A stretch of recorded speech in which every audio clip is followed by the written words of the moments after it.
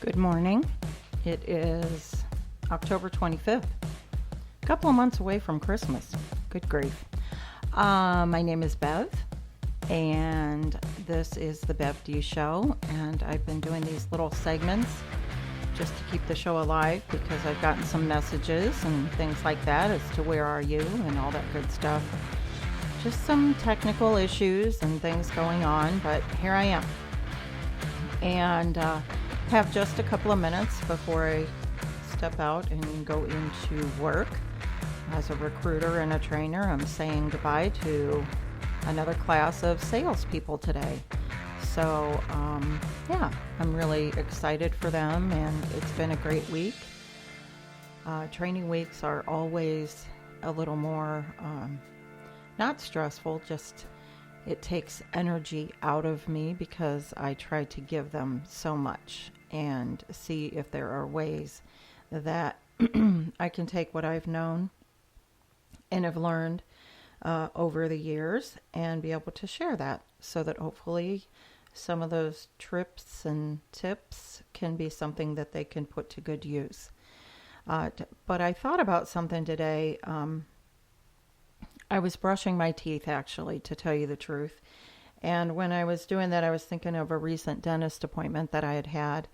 And I remember telling my daughter, I felt very young and very infantile in my thinking, is that I was afraid to go to the dentist. I had all this fear wrapped up in me. And the reason why is because, I told you guys before, I have no fear. And telling you this for sure, I'm not afraid that I am 59. And at 59, things can start going wrong. And one of them I was afraid that was going to be going wrong was my teeth. But lo and behold, I went for my checkup and my cleaning, and it was just like the old commercial, no cavities. No cavities, no issues, no worries.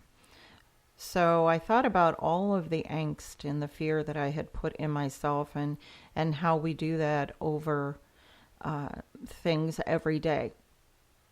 And I always close the show with, if it's something that's for the greater good, for you, for others, do it anyway if you're afraid. We call that courage because it doesn't mean that fear isn't there and doesn't lie within us. It's part of our DNA. There are probably a few rare folks out there that might never feel this, and they are just, daredevils or whatever you want to call it. But I thought about the wasted energy in my own soul that I had for going to the dentist, and everything turned out fine. So we do that all the time, and I know it.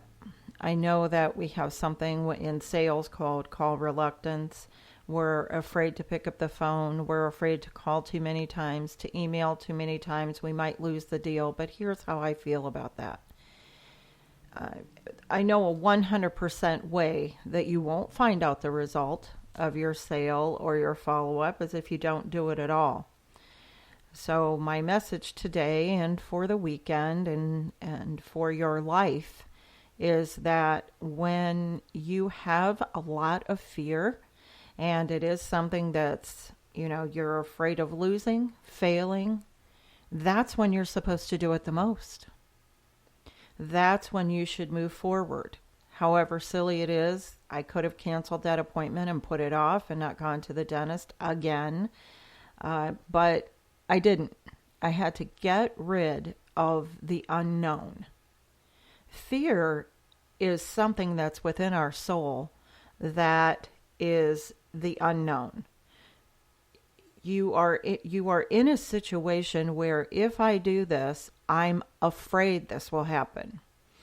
I'm afraid that I will get a bad diagnosis at the dentist. I'm afraid that I will not close the deal. I'm afraid that I will have called my client too many times and he's going to say, never mind, I don't want to do it. You're calling me too much. Always remember this. If you're business to business and you're calling someone, he's calling someone too. She's calling someone too. They are hoping that they get a deal, or something moves forward. Because in business, I don't care if it's paper, I don't care if it's a service, a painter, an electrician, a plumber, a restaurant. You know, you open up this beautiful restaurant, you have all of the beautiful decor, you've got the best menu in town, you've got the best chef, the best, waiters and waitresses, servers, they call them now. You have the best of the best. And now it's time to open up your brand new restaurant, and you have a fear. You have fear. What if no one comes in? And you have to realize that that restaurant owner or that plumber or what if no one ever calls them? So they are in fear just like you. So pick up the phone. Don't pressure them into anything. Just say, hey, you know, I was thinking about you today on my way to work, and I just didn't want you to forget about me.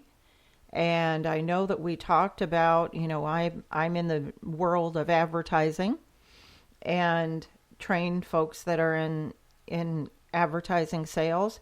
You know, pick up the phone and ask them, you know, a good question, a business question, not how are you doing. You know, ask them something that pertains to their business. It doesn't even have to do with your sale. If you've called and talked to them 3 or 4 other times and they're still saying, you know, follow up with me in a week, you know, just be honest with them. Look, every week that you are not advertising is every week that you could potentially be missing out on showcasing your brand for people to know about your service. That one business owner or family that needs, you know, to know about a different type of cuisine, or a business owner that might need to cater for his staff coming up for the holidays. Talk to them about the business of doing business with you. Take the fear out of asking for the sale and talk business with them. Fear isn't going away. It's what we do with it. It's how we handle it. You know, in the social world, if you're wanting to, you know, if you're somebody who's been wanting to ask someone out and you're good friends, the best way to find out is to ask them out. And if you ask them out on a date and they say, no, I'd just rather be friends, then you know. You see, you're creating knowledge by moving forward with what you fear the most. So my message to you on Friday, when, you know, some of my biggest sale days were Fridays, because the way our business was set up is that you were on location Monday through Thursday, and then Fridays you work from your home. You're in the comfort of your home office. Pick that phone up and ask one more time, because you 100% won't know the result if you don't pick up the phone and talk to them. You are in a situation, yeah, you're supposed to sell. That's how you make your money. But part of calling and asking quality business questions and having a great conversation is continuing the sale. You know, I'm not saying pick up the phone and say, are you ready to move forward with your advertising yet? First of all, that's a close-ended question. Those are no fun. No, I'm not. Now where do you go? Ask them something about their business. Ask them something about what you have followed up with them before. You know, I forgot what you told me. I want to make sure I have this right. Your peak season is the holidays, or you have special dishes that you offer on a weekly basis. We could showcase those in your ad. Talk business with them. Put yourself in a learning and sharing environment. Your life, your business will change. I promise. So that's my little tidbit for the day. And I could go on and on and on. I got to get on the road. Again, if it's for the greater good for you or others or the universe, you're afraid to do it anyways. We call that courage. If you're feeling a little lonely out there and you think no one loves you, I do. So have a great day. This is Bev, the Bev D Show, and I hope you take these thoughts and put them into action.